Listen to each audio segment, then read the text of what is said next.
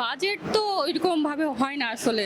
দেখা যায় এক বাজেট হচ্ছে, এখন তো মার্কেটে সব জিনিসপত্রের দাম বেশি, তো দেখা 5 করলে 10-এ যাচ্ছে, মানে ফ্যামিলির সবাই, আমি তো বড় বউ, তো সেক্ষেত্রে সবারটাই আমাকেই করতে হয়, তো এইভাবে বাজেট ধরে কিছু করা হয় না, দেখা যায় যা হয় তাই।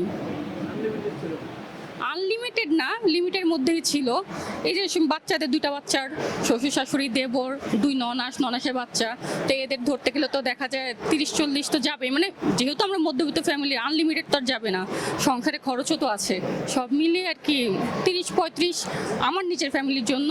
আর হচ্ছে শ্বশুর শাশুড়িদের জন্য আর কি সব মিলে 50 যাবে এরকম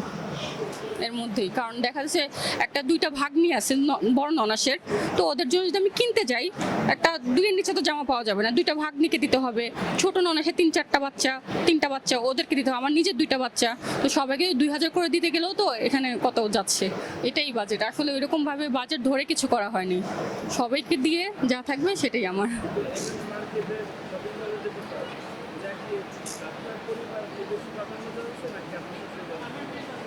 আমি আমার 2 পরিবারকেই মানে মূল্য দিই, কারণ আমার বাবা মা তো আমার জন্য করছে, আবার আমার শ্বশুর শাশুড়িও তার সন্তানের জন্য করছে, 2 পরিবারকেই আমি সমানভাবে দেখি। এখন দেখা যায় নিজের শ্বশুর বাড়িটাকে শেষ করে তারপর বাবা বাড়িটাতে যাই, নয়তো দেখা যাবে এখানে মনোমালিন্য হতে পারে, ভাববে যে বউ তার বাপের বাড়িটা আগে করতেছে, আমারটা করতেছে না, আগে আমি আমার শ্বশুর বাড়িটা শেষ করি তারপর হচ্ছে বাবার বাড়িতে